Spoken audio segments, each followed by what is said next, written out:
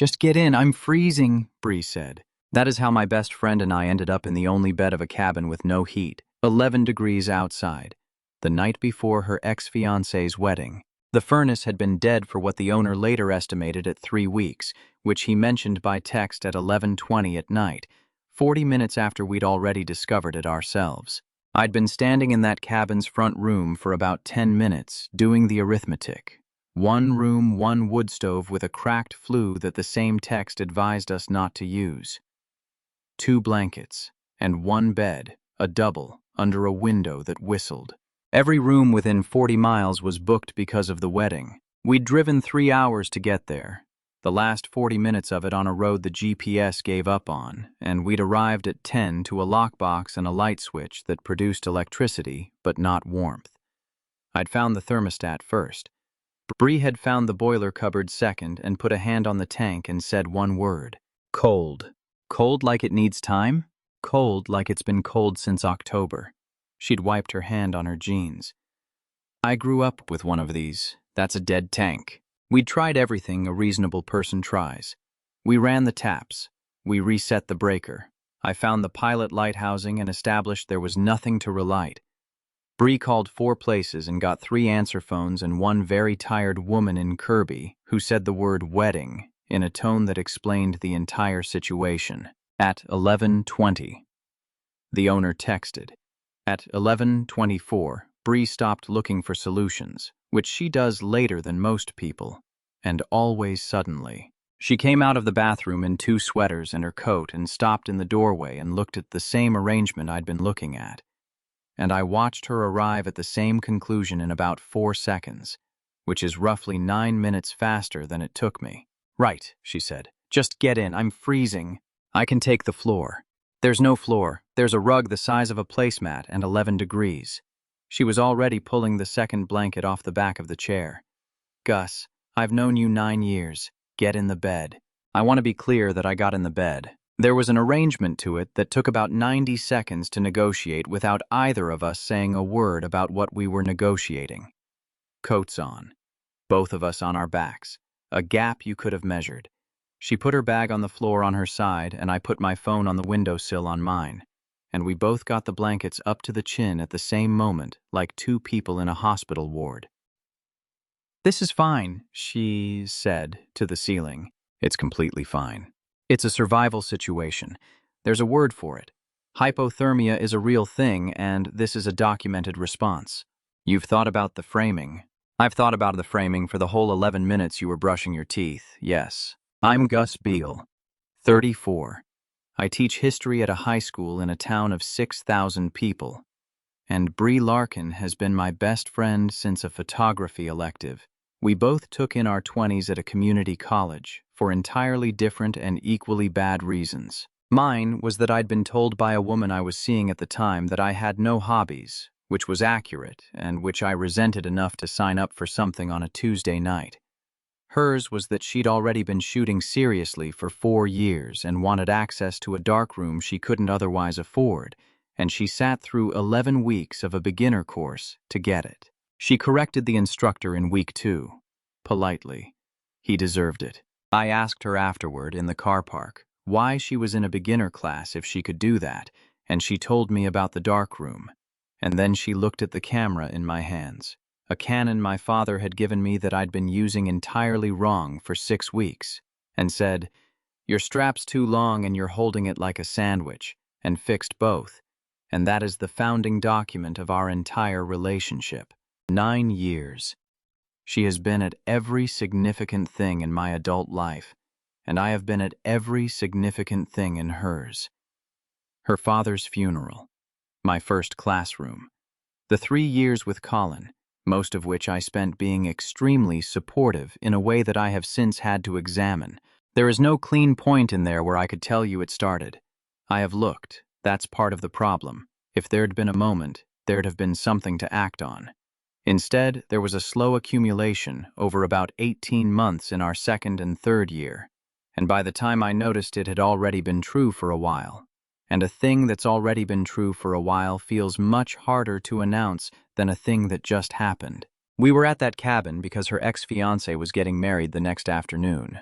11 miles down the road.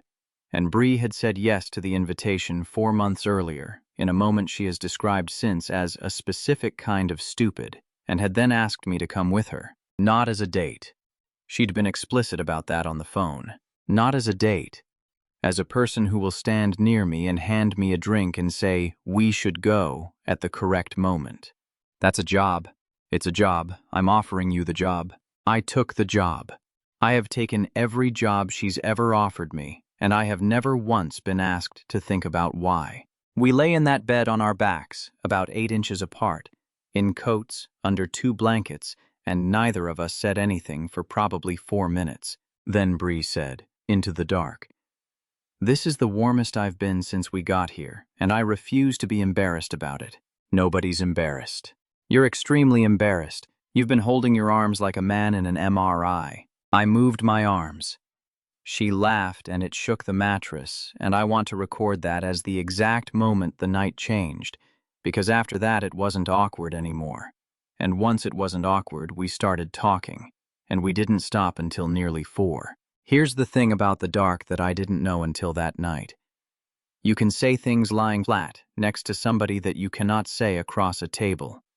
Something about not being able to see the other person's face.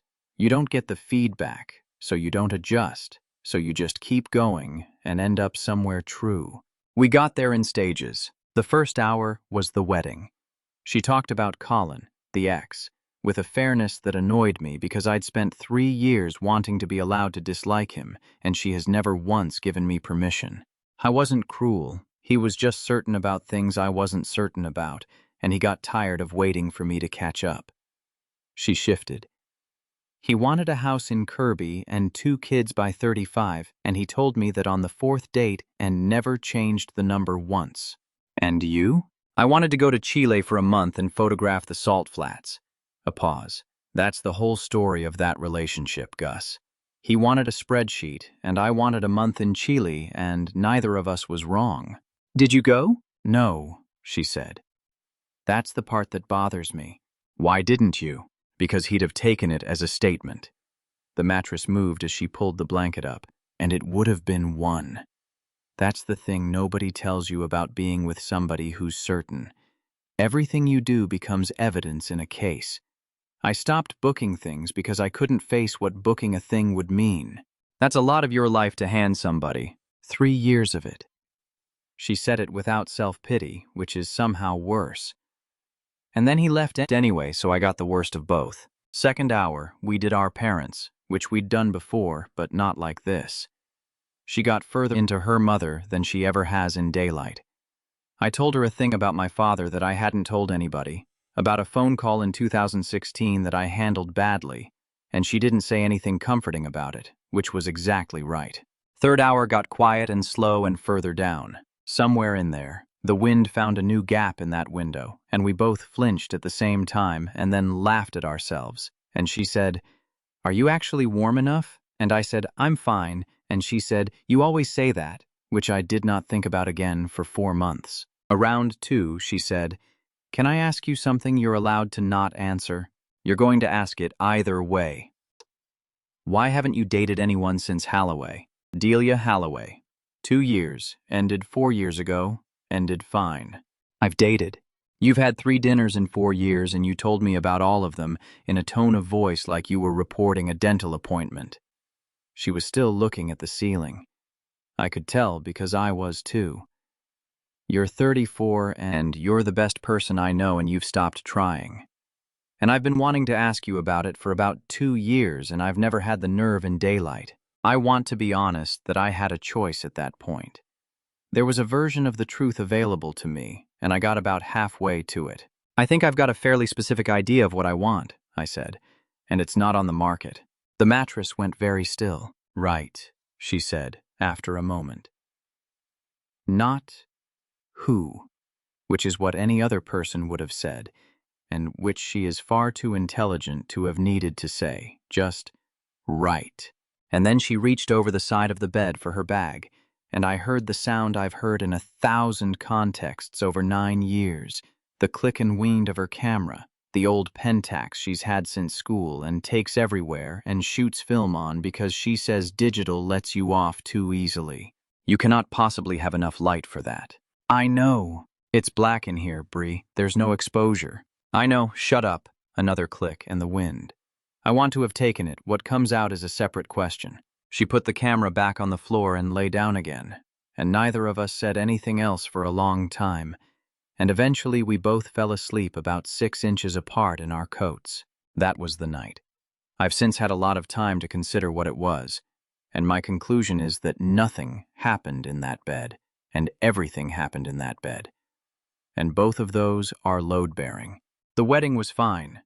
She did well. I handed her a drink at the correct moment and said, "We should go," at the correct moment, and she squeezed my arm on the way out, which she does, and which I have been reading tea leaves in for 9 years. 2 things from that afternoon that I've kept. The first is that Colin's mother, who has known Bree since she was 26, took one look at the two of us by the drinks table and said, "And how long have you two been together?" And Bree said, "Oh, we're not," in the easy, automatic way she's said it, about 40 times over 9 years. And the woman said, and walked off. And Bree looked at me, and I looked at Bree, and neither of us said anything. The second is that she took no photographs.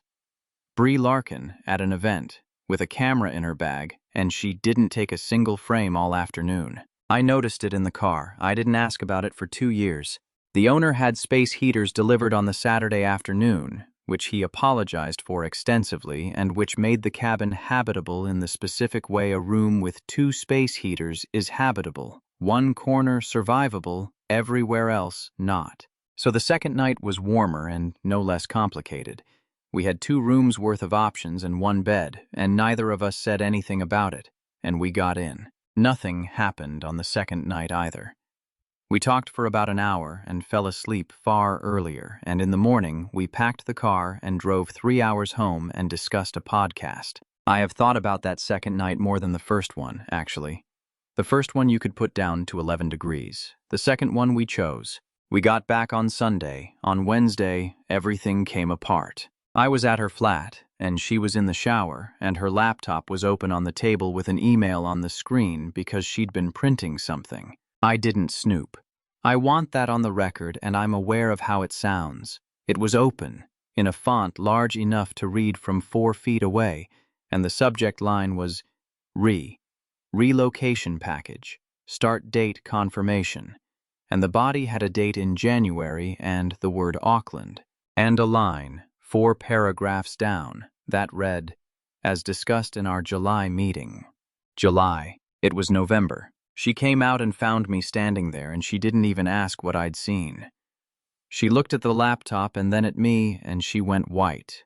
"Gus?" "July? I was going to 4 months, Bree." My voice did something I didn't authorize. 4 months. You asked me to drive you 11 miles to a wedding. You asked me to take a job. We were in that cabin for 2 nights, and you let me lie there and talk for 6 hours, and you had a start date. I know. You let me say the thing about... I stopped, because I wasn't going to finish that one out loud in a lit room. Why? And here is where she did the thing that made everything afterward possible, which was that she didn't defend herself. "Because the second I told you, it was real," she said. "And because I've been telling myself for 4 months that I hadn't decided yet, and I had. I decided in July. I've just been walking around in a life I'd already ended." You could have said that. To who? She said it flat, not rhetorical. "You're my person, Gus. You're the one I say things to." And the thing I had to say was, "I'm leaving you for 2 years." And I couldn't work out how to say that to the person I'd normally say it to because it was about him. She sat down at her own kitchen table, which I noticed because Bree does not sit down during arguments. "There's a worse version and you should have it," she said. "About 6 weeks in, I worked out that I could just not tell you, right up until December, and then tell you in a way where it was already done and there was nothing to discuss, and neither of us had to have a conversation about what it meant." She looked at her hands. "I actually planned that. I had a month picked." "Which month?" "December. After your birthday." Her jaw went. So you'd have had the birthday first. I want to be honest that this did not make me feel better, and that I understood, even standing there, that it was the single most loving thing anybody had ever done to me badly. I want to describe what I did next, because it was wrong, and it took me 11 days to understand why. I said okay, and I left. Not dramatically. I said okay, and I picked up my keys, and I told her I needed a few days, and I drove home. And for 11 days I did the thing I have done my entire adult life, which is to withdraw with great dignity and call it giving someone space. She texted twice. I answered both, politely, within about 4 hours, in a tone I would describe as professional. That is the exact word for it, and it is not a good word for a text to your best friend. I taught 5 classes a day. I marked essays on the Marshall Plan. I was excellent company in the staff room, which is what I do. My friend Marv finally called it out in the way he does, which is badly and correctly. So she didn't tell you she's moving, and your response was to not tell her anything either. And now you're both not telling each other things, but you're the one who's angry about it. That's not the same. It's exactly the same, Gus. It's just yours is 9 years old instead of 4 months. You don't know what mine is. Everyone knows what yours is. He said it kindly, which made it much worse. Mate, my wife has known since the barbecue in 2019. There's no version of this where you're subtle. I sat with that for 2 days and it did not improve. Here's what I hadn't looked at. I had been in love with Bree Larkin since roughly our 2nd year, and I had never said so, and I had built an entire architecture of reasons. She was with Colin. She was getting over Colin. The friendship was too valuable. The timing was wrong. The timing was wrong. The timing was wrong. 9 years of timing. And every one of those reasons was true, and none of them was the reason. The reason was that as long as I never said it, I never got told no. She'd had 4 months of not saying a thing, because saying it made it real. I'd had 9 years. I went over on the 12th day. I'm not here to apologize for being upset, I said in her doorway. I was upset, and I'm allowed to be. I'm here because I left, and leaving was worse than what you did. And I want to say that in the right order. She let me in. I want to describe this properly because it's the part I'd want somebody to get right if they were telling it about me. I told her. All of it. The 2nd year, the 9 years, the whole scaffold of reasons. I told her what I'd worked out about the reasons. And then I told her the part that mattered, which took me 3 tries to get out. I'm not telling you this to make you stay. I had my hands on the back of her kitchen chair because I needed something to do with them. I want to be very clear, because you're standing there getting ready to feel guilty, and I'm not going to let you do that. You should go. You've wanted this since before I met you. If you stay because I said this on a Tuesday in November, we'd both know, and it would sit under everything for the rest of our lives. Gus. I'm not finished, and I've been rehearsing this in a Honda for 11 days, so let me have it. I got the breath in. I'm telling you because you asked me a question in the dark and I answered it halfway, and you deserved the whole answer. That's it. That's the only reason. You're going to Auckland, and I'm going to be here, and I want you to go, and I love you, and those are all true at the same time, and none of them cancel. She stood in her kitchen and cried in the way she does, which is silently and furiously and with her chin up. 9 years, she said. 9 years. You absolute idiot. I'm aware. No, you're not. You're not remotely aware. She wiped her face with the heel of her hand. Gus, I have been asking you why you don't date since Holloway left. I've been asking for 2 years. What do you think I was doing? I did not have an answer for that. I've been standing outside that door knocking for 2 years, and you've been telling me you've got a specific idea of what you want, and it's not on the market. She laughed, and it came out broken. It's on the market. It's been on the market. It's been standing in the shop with the lights on. I did not have anything to say to that either. Say something. I'm trying to work out how much of the last 9 years I've got wrong. All of it. She wiped her face again. All of it, Gus. Not the friendship. The friendship's the best thing in my life, and it was real every single day. Just the part where you decided on your own that you knew the answer. That's the same thing I've been angry at you about for 11 days. I know, she half laughed and it came out wrecked. That's what I've been sitting in this flat working out. We're the same. We've been the same the whole time, and we've been very carefully protecting each other from a conversation we both wanted to have. There are about 4 seconds of my life I'd keep if I could only keep 4, and they're the ones between that sentence and when I crossed her kitchen. It wasn't careful. 9 years is a long time to be careful, and we'd both just run out of it at the same moment. She had a fist in my collar, and she was still crying, and neither of us was doing anything gracefully. Her chair went over. We left it there for about an hour. Okay, she said, eventually, with her forehead against my sternum. Okay. Now what? Now you go to Auckland. She pulled back and looked at me. You've got to be joking. I've never been more serious about anything.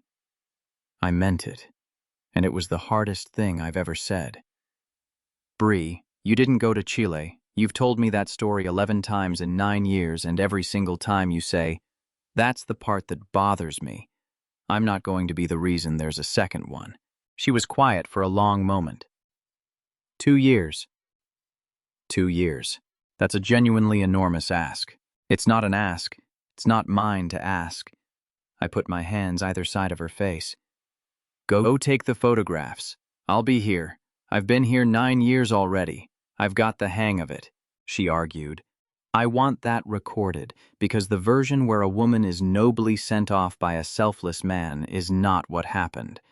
She argued for about 40 minutes, in her kitchen, with the chair still on the floor, and some of it was good argument.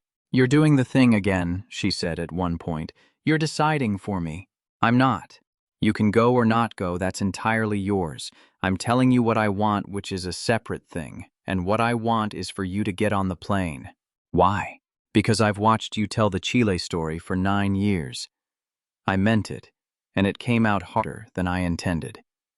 Bree, I have sat across from you and listened to you say, "That's the part that bothers me," about a trip you didn't take, 11 times, over 9 years.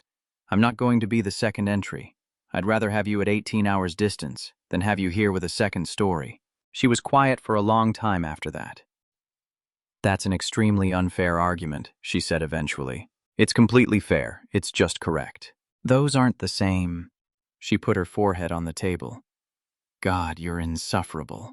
She left on the 8th of January. I drove her to the airport because of course I did, and we were both fine right up until the bag drop, and then neither of us was. 2 years, she said into my shoulder. 22 months. You're rounding up to make it worse. I'm rounding up because it is worse. She pulled back and looked at me, and her whole face was going. If you need to not do this, at any point if it stops being something you can hold, you have to tell me. Same day. Not in 11 days, not with dignity. Same day. Same day. Say it properly. Same day, Bree, I promise. I want to be honest about the 22 months that followed, because the version where it was romantic and easy is a lie, and I'd rather not tell it. It was hard. The time difference is brutal. She was 18 hours ahead, which meant her morning was my afternoon, and her evening was the middle of my night. And there were entire weeks where we managed nothing but voice notes. She missed my father's stroke by a day because of it, and I have never once made her feel bad about that, and she has never once forgiven herself. The voice notes became the thing, though. That's what I'd tell anybody doing this. A voice note is a person talking to you with no expectation of a reply, and it turns out that's a far more honest format than a conversation. She sent me one in the 14th month that was 11 minutes long and was entirely her describing a beach at Karakare and what the light was doing, and I have it still. We fought twice. Both times about the same thing, which was that I kept saying I was fine. Stop doing that, she said the second time. You've done it your whole life. You go dignified. I need you to be a mess at me occasionally, or I've got no idea what I'm actually holding. I'm not good at that. I know. Get better. 2 years is a long time to be married to a press release. I got better. Badly and slowly, in the way you learn a language at 34. There's a voice note I sent in month 16, at 1 in the morning after a bad parents' evening. That is 4 minutes of a grown man complaining without a single joke in it. And she says it's the best thing I've ever sent her. She flew back 3 times. I flew out twice, once for 11 days that remain the best 11 days of my life, and once for 4 days at Christmas that were mostly airports. And in the 20th month she called me at 4 in the morning, my time, which she never does, and said, "They've offered me a permanent contract." I sat up in the dark. That's enormous. That's the whole thing you went for. It is. A pause with an ocean in it. I turned it down. Bree, don't. Her voice was completely steady. I want you to listen to how I say this because I've thought about it for 6 weeks and I need you to believe me. I'm not coming home for you. I'm coming home because I went to find out whether the work was the thing. And it turns out the work is a thing. And I can do the work from anywhere with a decent airport. And I've spent 2 years photographing the far side of the planet while thinking about a man in a cardigan in a town of 6,000 people. A breath. I did the Chile version. I went. Nobody stopped me and I stayed the whole 2 years and I've got the pictures. And now I've chosen. And that's different from never having gone. And that's what I needed. She came home in March. The roll of film was still in her camera bag. I want to explain this because it's insane and entirely her. She'd never shot the rest of it. 36 exposures, one of them taken in an 11-degree cabin in total darkness, and she'd carried that roll to New Zealand and back for 2 years without finishing it or developing it. I couldn't work out what I wanted it to be, she said. If I developed it and there was nothing on it, then there was nothing on it. And I needed there to be something for a while.